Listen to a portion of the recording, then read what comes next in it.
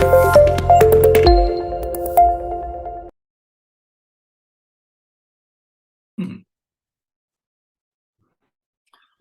hi everyone. Welcome to this next safe space conversation or chat.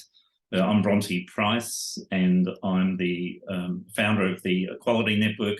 And as you know, we run a series of regular chats with specialists in the fields about all sorts of issues, matters, questions, queries that affect the LGBTIQ plus community. And tonight we turn to death and dying and death care, and how well the funeral industry as it currently stands works to help or not LGBTIQ people as they draw towards the end of their life. And as they do that, as much as anyone else, they contemplate what's going to happen as they come closer and closer to death. What will happen after they die? Will they be in safe hands? Will they be able to be a celebration of their life in an authentic way? And perhaps we'll have a look at also, of course, at what kind of things need to happen in the death and dying and funeral space for all of that to occur. So it's my pleasure tonight to be joined by two specialists in that field. So I'll happily introduce Bonita Ralph, and Andy Fernie, and I'll get you both, if you will. Bonita, starting first, just to introduce yourself, talk a little bit about yourself. Thanks. Thanks, Bronte. So my name is Bonita, and I'm a cisgender woman and an ally in the queer community. I have a gay sibling, and I have my chosen family are full of beautiful queer folk, so I feel lovely and connected, and I have worked. Do you want me to talk about the funeral straight away, get into that sort of work in my intro? About how come you're here? You work in the space. Sure. So I come from a background in community services and supporting families and young people, and in the last 6 years I found myself being drawn to and working in the funeral care space, and the last 4 years roughly being a funeral director, caring for families, and I mostly worked in the paediatric and infant care space, but also cared for people across the community. So it's been an amazing journey. I've just finished up in that career path, and I've just deviated somewhere else, but still in the end of life space and supporting people in the community. Yeah. Andy, tell us a bit about yourself, please.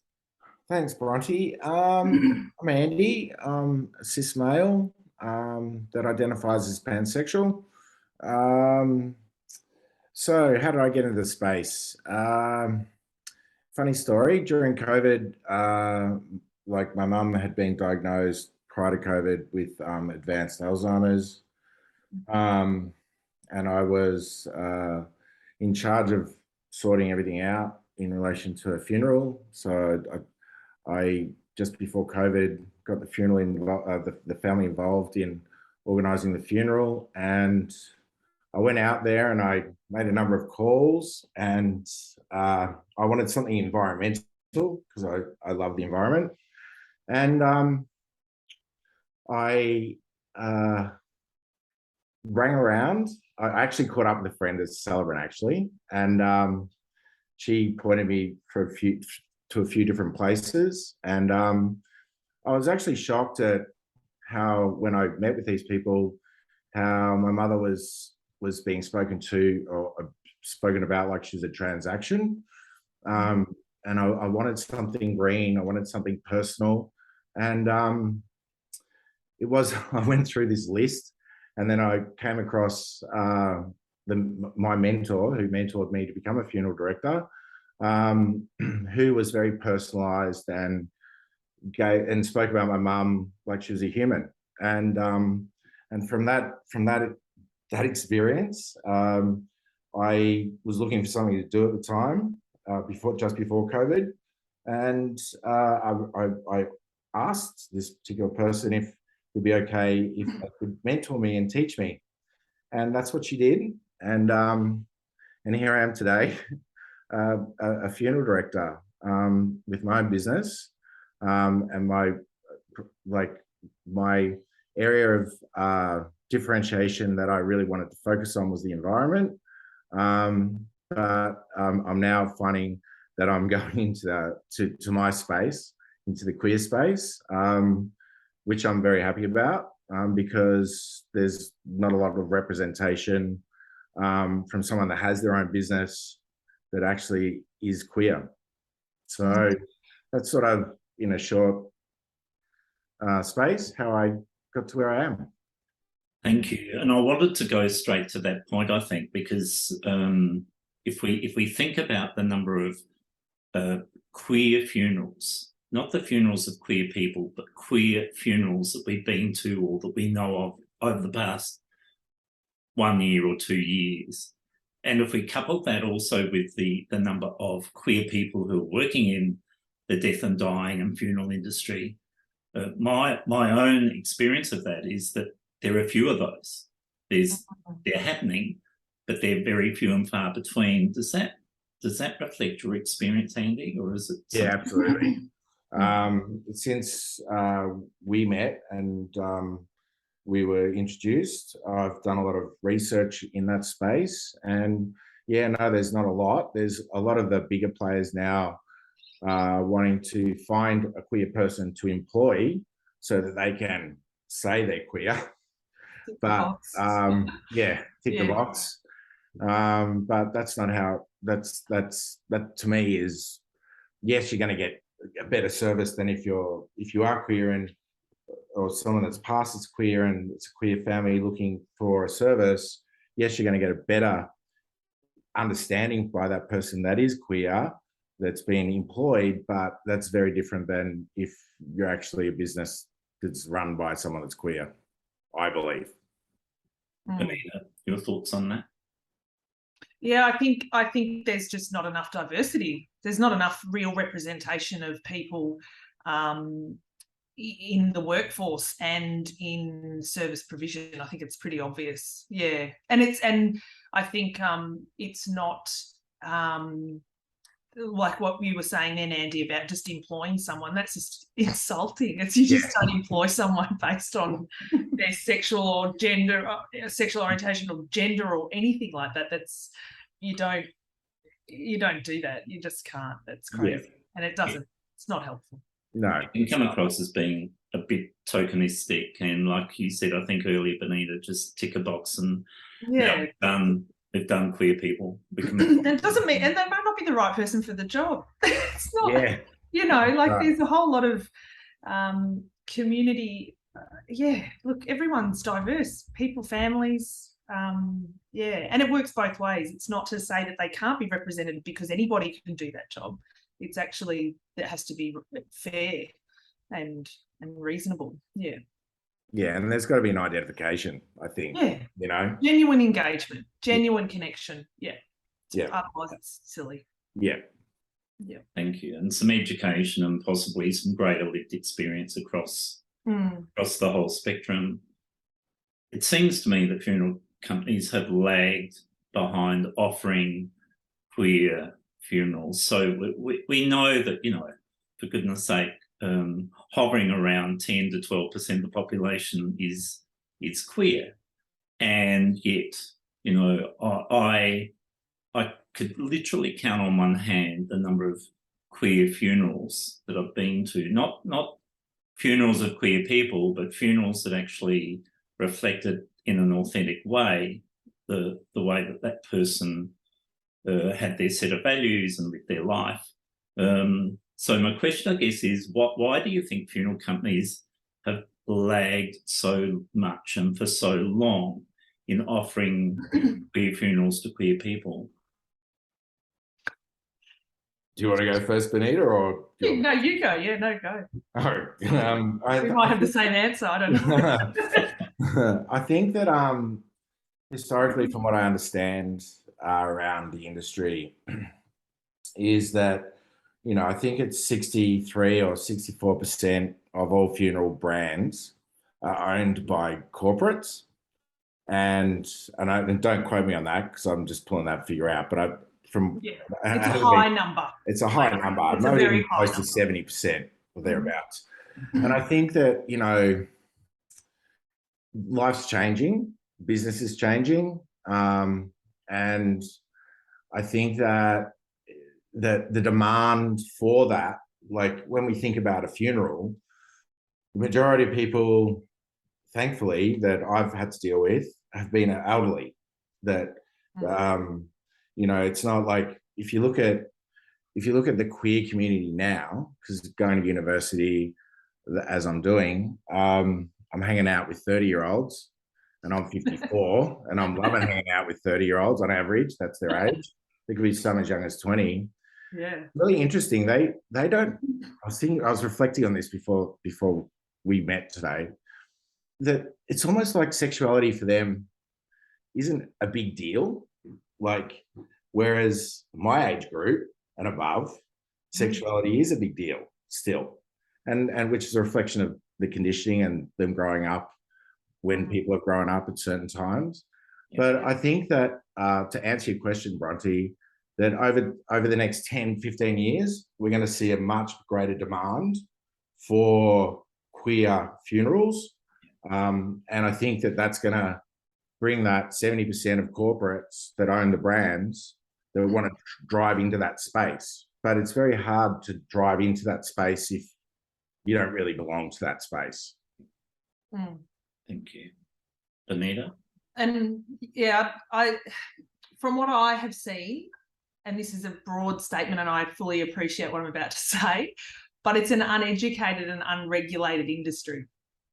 And there's no need to invest in that stuff. So that's what I think. I think in private business and private sector corporate, it's not a corporate that is like a utility company or a bank that has to be seen to be doing those good community things and striving for better practice or care of their staff. Or I think it's part of the death denying culture. So I think people on a big, broad scale don't want to talk about death and dying. So the industry has no accountability, or very little accountability. And so therefore there's no minimum standards. There's no striving to have care standards or working standards even. You know, there's a whole lot around the industry that could do with a lot of work, but it's not going to happen until people value death and dying. And so it's sort of, and the queer community are one of those reasons in there as to why we need to value this space. We need to value the staff and the service that they provide to make it better for the community and for it to respond to community's needs.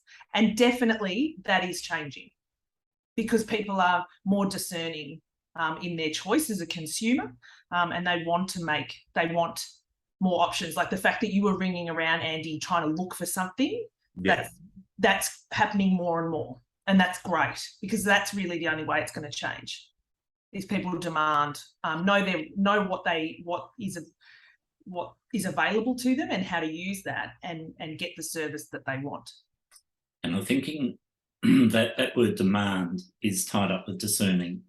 They're tired of just the same old, no matter who in that coffin or that casket.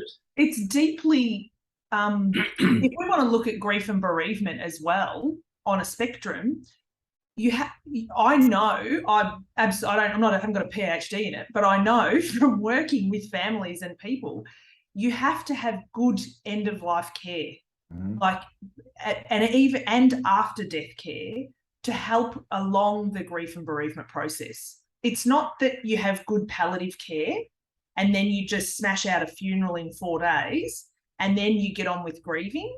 They're all connected, and that's coming back to that denying of the end of life, the very end, the death and the after death care needs to be valued more, particularly again in this space where people are incredibly vulnerable.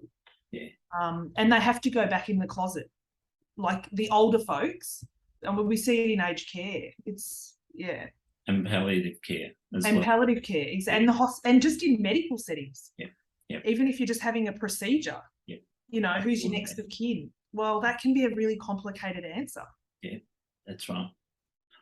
I want to go back to the funeral companies, and I wonder whether, because I've heard this from some, whether it's if we offer support to the whole queer community, LGBTIQ plus community, it's going to affect our brand. What will other people think if we suddenly have, you know, the fact that we're an inclusive brand or an inclusive company, or perhaps they think, and this is a stock standard response, but we just treat everyone the same here. So we're inclusive. Is that something that you've come across in the funeral industry, or is that just a one or two off experience, do you think, Andy? Great question.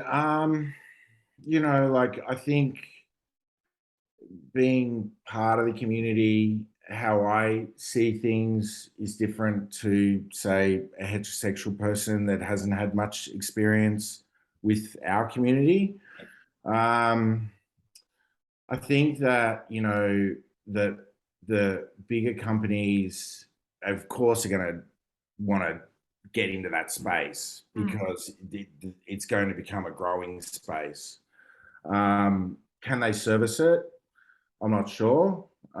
If it's going to be like, I know, Bronte, for you, like, if I was to get married, I'm going to come to you because I know that you're going to, you get me and my community because you're part of it. I think it's very hard to provide a service for something. Yes, the intention is right and it's good, which of course should always be personalized. From a funeral director's perspective, that's what I drive in my business, at least. But when it comes to being able to celebrate my sexuality, I mean, and my end of life, what I'm choosing to do, I don't know if bigger companies could actually provide that service of what I wanted, because they don't get it, because they don't live it. They're not in it. Does that make sense? Very much so. Bonita? Yeah, I think it's not having, because I've done your training, Bronte, as well, that, you know, things like language and understanding terms, you know, I've seen it. I've seen, you know, poor language in the industry, and just creativity, I think, like to actually respond to somebody's funeral care in a way that's just relevant to them and their life across the board, but including their, you know, their gender and their sexual identity, and all the bits in between. I think they need to, I think there's a lack of creativity in that space, and wanting to sort of really provide individual care. I can think of lots of levels, like there's the care of the body, there's the celebration of the life, there's what people would call a viewing or a vigil. There's so many elements that actually have really unique needs. And also, just to jump back in on that part of that question, Bronte, I think that, you know, like, how does it affect someone's brand? Whether we like it or not, there's a bias and there's bigots still. There's people that aren't educated around people that are born queer in one way or another. And, you know, if you look at the plebiscite that we only had, how many years ago? 4, 5, 6? 4, 5 coming up. Yep. Yeah, we saw a percentage of people that voted that were no, that queer people shouldn't be allowed to get married. A third. So there's still a percentage of the population that still see us, meaning us, meaning you and I, Bronte, without making an assumption around Bonita. But, you know, like, there is a percentage of the population that's still anti-queer. And so bigger businesses, big corporates are going to take that into consideration. So they have to.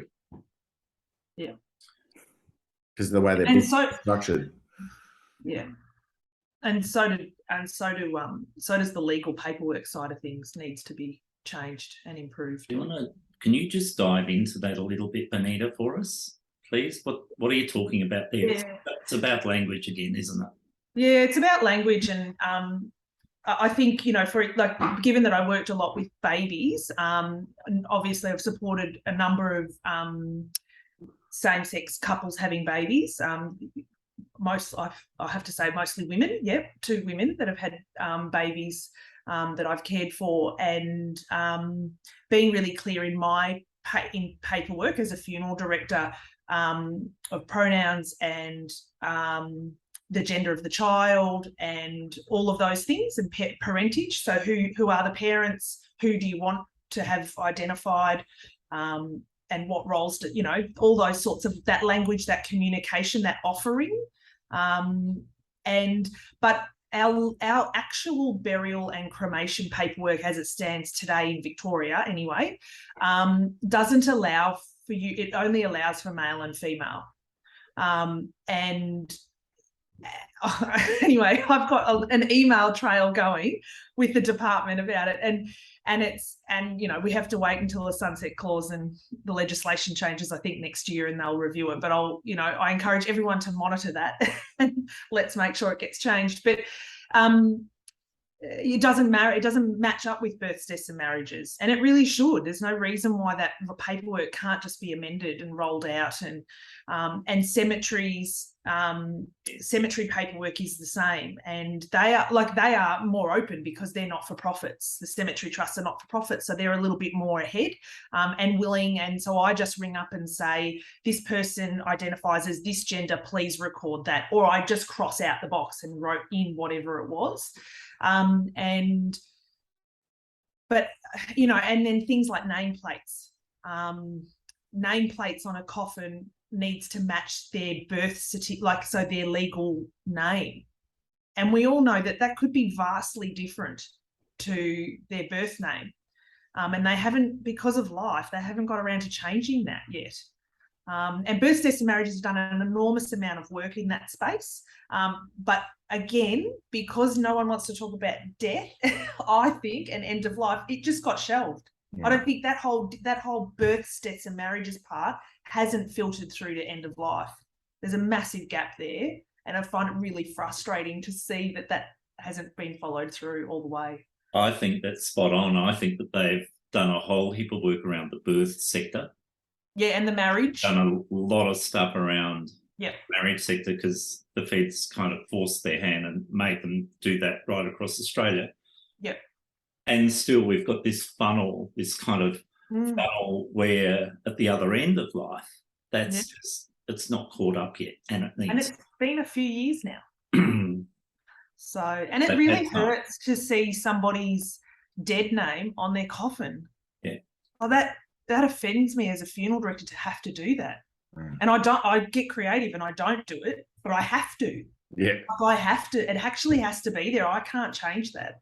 Can you tell us about, I think there were 1 or 2 cases, Bonita, and I'm sure same with you, Andy, where you've actually had, for different reasons, more than one name on the coffin. Is that correct? Yeah, or I've covered it up. Yeah. I've had a jersey put over the nameplate. Yeah. To just get rid of it, just to cover it up. Or it has to be there. Yeah. And we might have 2. Sometimes we'll just write the person's name on it could be a type of coffin where someone can write their name on it, and the nameplate is a formality that is just attached at some point or somewhere discreetly, as much as we can. Yeah. But the dominant name might be their current name, not their legal birth name, so to speak. Yeah. Rather than their dead name. Yeah, exactly. Yeah, that's right. Yeah. And have you come across the same kind of? Yeah. The nameplate is something that is by law has to be done. But it's something that it needs to be fixed so that it shouldn't be that hard. It's connecting paperwork with paperwork and a nameplate. But I think I agree with what Bonita's talking about in relation to death and dying. It's just a conversation we as a community and a society don't really talk about and don't want to talk about it. And it's how do we overcome that, really, is something we need to focus on, I think. Yeah. And do you think it's firstly the responsibility of if we accept that government agencies or departments such as births, deaths, and marriages are not going to rush to fix that anytime soon, but in the next 5 years we could look forward to some improvement. Is it then the role of funeral companies and people in the funeral industry to accelerate that change, or is it left up to the queer community to demand that change? Where does the impetus come from, do you reckon? Well, I think going back to what you said before, if a company's legit and committed, then they should drive that. They should be writing the emails too, and going to the national associations and saying, hey, what are we doing about this? Like, you know, when marriage equality came in, well, where's the death equality? Like, where, you know, so, yeah, they're industry providers, they're service providers under a big umbrella industry. They're very competitive, hence, but they could unite on that issue and just sort all that out and demand it. Andy, your thoughts? I don't think that, as much as I agree with what Bonita's saying, I don't necessarily think that the associations will drive that. No, I don't think they will. But I know, right? Oh, no, I'm under no illusion. I know, right? Competitive. The associations. Those associations are often silos of silos. They don't like to work together. No, that's the unregulation part. Yeah. And that's the sad part about it, really. That's right. I think, to answer your question, Bronte, I think looking at it with different hats on and being part of the queer community, I think the queer community could actually really drive those changes, but they need to be organised. And maybe that's something you and I can talk about offline, because it needs to be changed. It needs to be updated. It shouldn't be that hard. Okay. And it's also state by state. Yeah. That's the biggest issue. It's not a national thing. It's different state by state and territory. Yeah. Whereas birth, deaths, and marriages, they fall under federal jurisdiction. Is that right, Bonita? No, they're individual. Are they state as well? Yeah. Are they state? Yeah. Wow. They all have them, but they are all state run. Yeah. And that's the difference from the marriage equality debate, because that was driven federally, because it was the Marriage Act federally. So it's state and territory by state and territory, I think. I wonder if, without giving too many details, if you've come across death care or funeral care of someone from the queer community where you just thought that is just wrong. What just happened there in that death care or in that funeral is just inappropriate. Have you come across a case like that? And if you have, how'd you fix it? Well, I haven't. But if I did, I would say something. I couldn't help myself, because I fly my flag. But what about you, Bonita? Have you seen anything? Look, I think where I've worked, no, because I think we've provided good care, and we could have always probably provided better care. I'm open to that totally. Like, there's no doubt about it. But I know from, I suppose, sometimes like the general feel in the, how do I say it? Like some providers of services in the funeral industry, like a florist or all those allied sort of those other people that are involved in a funeral, like a venue as a perfect example, or a chapel at a cemetery. There's definitely been terrible comments or language or looks or behaviour that are not acceptable. Yeah, there's definitely been that. And I feel like in my role, I've been able to buffer the family as much as that. And I think, I think. Okay. Yeah. I think also as professionals, it's incumbent on us to manage the the family, blood family versus chosen family politics that can occur, or to help the surviving partner around some of the issues that they're going to face potentially by themselves. Whereas, you know, the deceased person's blood family might come in and try and, you know, grab the whole heap of that person's possessions. So there are certainly some challenging scenarios. I remember several years ago, I've been approached by a trans man to conduct his dead partner's funeral. And within 24 hours, we had a discussion that led to, he pleaded with me to help him shift from a funeral company where the dead person was being cared for, but he thought inappropriately. And there was this sense that the surviving partner couldn't trust that funeral company to respectfully and appropriately look after the dead person with appropriate care. And so we transferred the care to another funeral company that, you know, the surviving partner ultimately was completely thrilled about the fact that happened, but that it just put a sharp point on the fact that there are still companies out there, as you said, Bonita, it could be anyone in the supply chain. It could be I think so. Driver, it could be anyone. Yeah. And even the transferring people. Yeah. Yeah, that's right. The people that come into your home if someone dies at home. Yeah. Even those people that come into your home, they're not always the funeral directors that you engage. For example, you know, that might be an independent person or an associate, but yeah, you would want to make sure that those people are sharing your level of care. For me as a funeral director, and I'm sure that I did that, you know, like, yeah. Yeah, and on that, I do that as well. Like, I know each person that is involved. Yeah, you have to. That I know that, and everyone that is in that chain knows the personal story about the person that they're actually transferring from place to place. That they're actually a person that have had a life with a family. I think that's very important, whether they come from the queer community or they don't. I think that's paramount.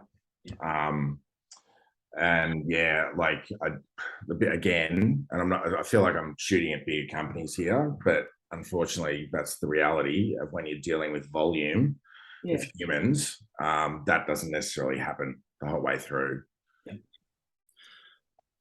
What do you think are some of the 2 or 3 top fears that queer people have as they get towards the end of their life, as they start even thinking about or talking about that old taboo of death?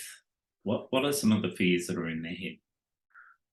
I think personally, it's dependent on the age bracket of the person that's passing, which again is a reflection of their upbringing and their surrounds and their environment, where they are within their own sexuality, how transparent they've become within their circle of life, and the people that are around them. I think it would vary depending on all those factors. You know, so I guess going back to the previous question, the most important thing that I've seen, and going back to a story of a person that belonged to the queer community that I remembered when you were speaking, Bronte, was a family member. This person was gay, and their partner they'd been with for 25 years.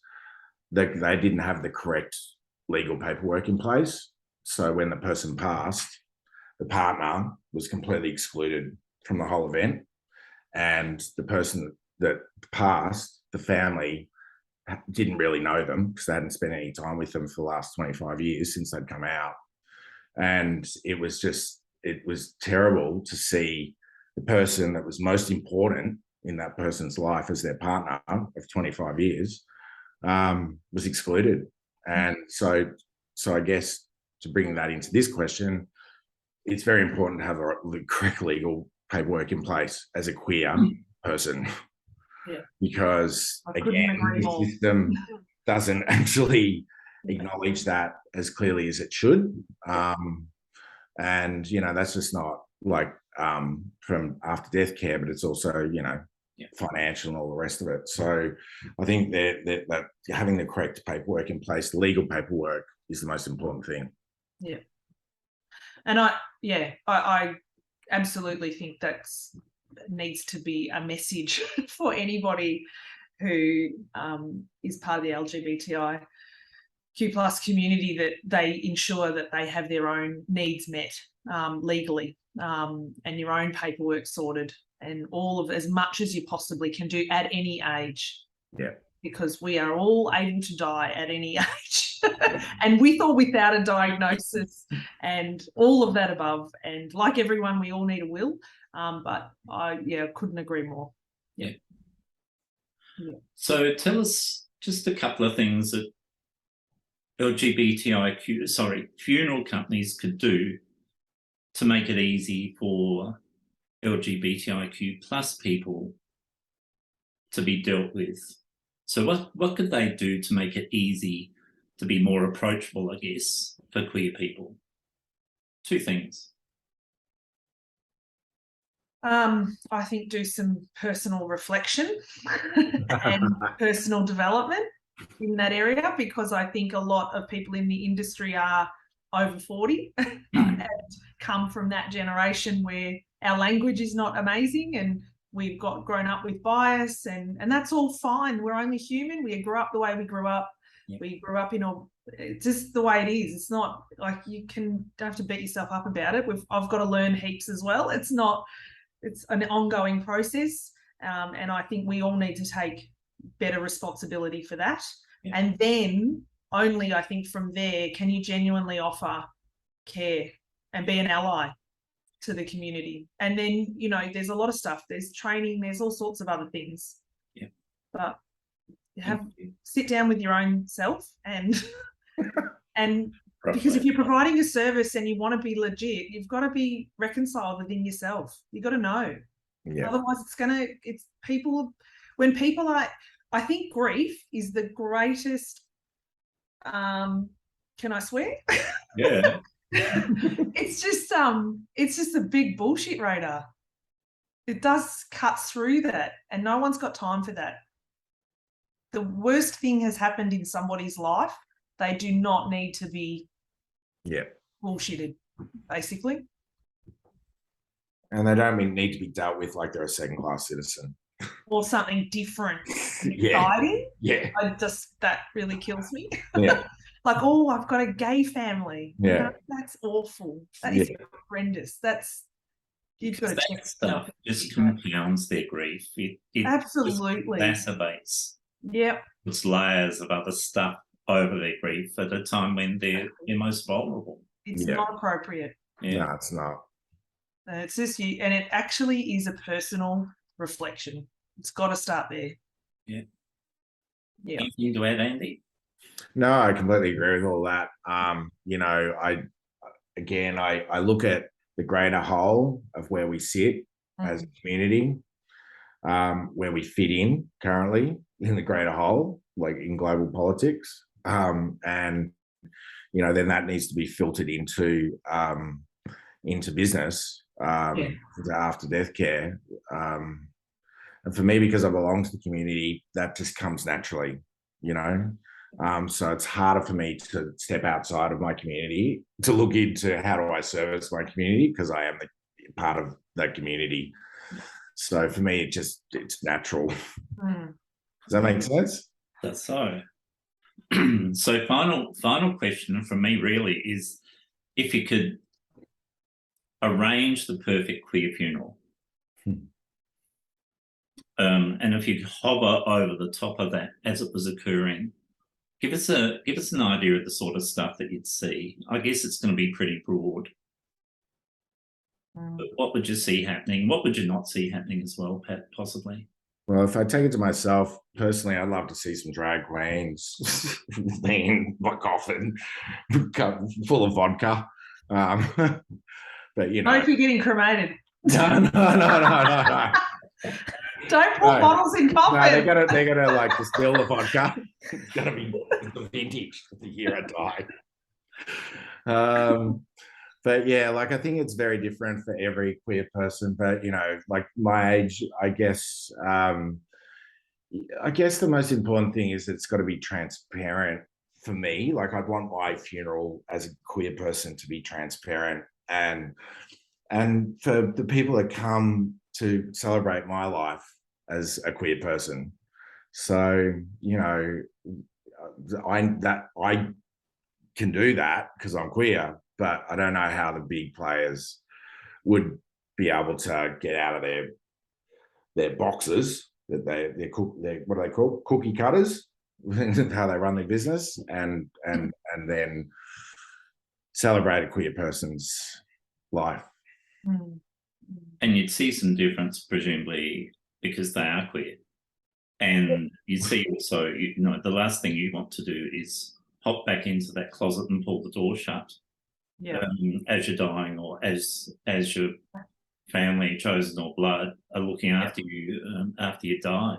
Yeah. So it's and people being able to have a respectful conversation about you, you know, rather than think, oh well, we're treading on eggshells here. We've got to be careful about what we say. Bonita?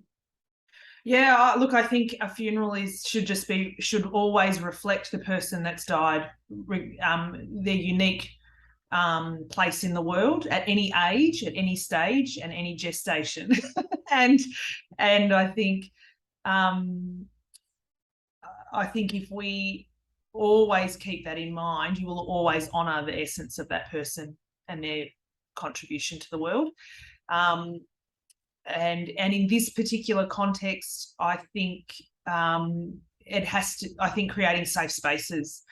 I think we can focus on end of life and funeral care for elderly people, but I think I feel a bit passionate to acknowledge that young people in the LGBTIQ+ community are at higher risk of dying by suicide and complex mental health. And I feel like that is also not represented and not well cared for in this space, because that is looking at really complex bereavement for everyone involved. And I feel like there's so much work that can be done in this space to improve mental health and the care of people and stop death denying. And how that plays out. There's this really strong string of heteronormativity that runs right across end of life care, death, funeral. Absolutely. Like everything is seen with a straight filter, and it's as if and roses straight doesn't fit or is somehow weird and strange, and so gets put in the too hard basket. And I think it's for me, it's time to stop the taboo, for us to stop being the dirty little secrets at time of death and death care and after death care that we have been and continue to be, and to make some safe spaces within memorial parks and within cemeteries where queer people can meet, where queer people can come and contemplate and just reflect,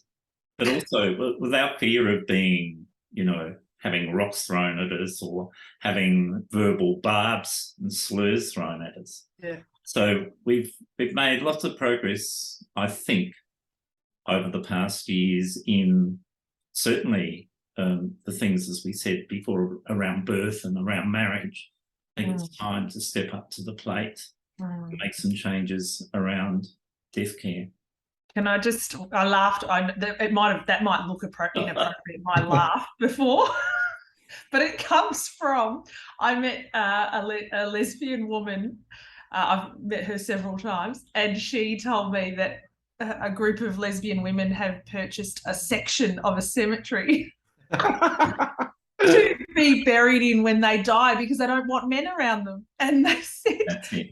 and they're all elderly women. Oh, I think they're elderly. I'm assuming, you know, I know some of them, but they have consciously purchased a whole area just for them, so they can be in community in the afterlife. And I think that's gold. Yeah, it's nice. Fantastic. It's like, I would love that, to be just with my best people, whoever they are in my world, and just let's all get buried together. It'd be amazing. Or cremated and our ashes put somewhere together. It'd be brilliant. Well, the thing is, if we can create a change in cemeteries and have a gay area or queer space, it'll be queers and the single women. Yeah. Like when we go to the club, take a lot of girlfriends with us. Yeah. Because it's safe. I think that's it's safe. That's exactly right. They feel safe, and that's all of us. We just want that. We want that in every part of our life. We just want to feel safe, don't we? Yeah. And the thing I think is that's kind of strange, but also understandable given the past and the fact that, you know, homosexuality was such a criminal offence right across this country for so many years. And so, of course, our graves are not marked with our sexuality. Of course, there are areas for all sorts of religions and sex and SECTS. And also, you know, there are parts that are preserved for animal burials. There are parts that are preserved for veterans, and so on and so on. And yet there's no rainbow or queer area yet. So I think, you know, and if we were to say, take me to any cemetery in Victoria and show me a famous lesbian's grave or a famous trans person's marker, you couldn't, because that information generally has not been recorded. And so it's still not recorded today. It's not, the gender is not recorded appropriately today, right now, if you died tomorrow. There we are. And so going forward, that idea that that story you just told about the group of women getting together and buying this series of plots just brings joy, I think. I know, it's brilliant. Fantastic. I was like, that's so clever. Pioneering women. I just loved it. I thought it was gold. It's really good. And I think too, in the industry, like everything, it's the younger people that will come up and just, they won't tolerate this. They'll provide better service. They will be more inclusive.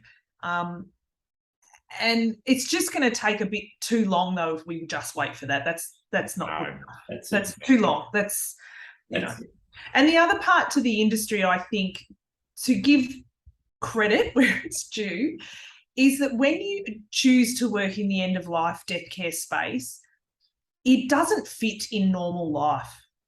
So I think it's pretty fair to say everybody who works in the death care industry, funeral directors and people at their face of meeting families, they are working 24/7. They're on call. They have very busy lives that they don't, it's really hard to have energy for for, you know, pioneering work in a space that doesn't foster that. So it's a double-edged sword. Like I said before, the way funerals are set up and the high demand and the turnover and the corporatization and private sector, they don't have time to develop community or to make things better in a whole. They're just thinking every day, every week, what funerals, who's in our care. So it's a culture. And that's why I think, as Andy indicated earlier, it's got to come from a galvanisation. It's got to be probably from the queer community. They've just got to get organised, and like the women, enough is enough. And I want it like this ourselves, our own way. It's fantastic. Yeah. Thank you, both of you, for your time and for your insights into all sorts of, we kind of travelled right across a whole range of territory there. So I'm grateful to both of you for your wisdom and your willingness to open up and tell us about your experiences and your opinions on things. Thank you very much. I look forward to this being more widely publicised by YouTube and becoming part of a blog on the Equality Network. Thanks, Andy. Thanks, Bonita. Thanks, Bronte. Thanks, Bronte. Bonita. Thanks, Andy.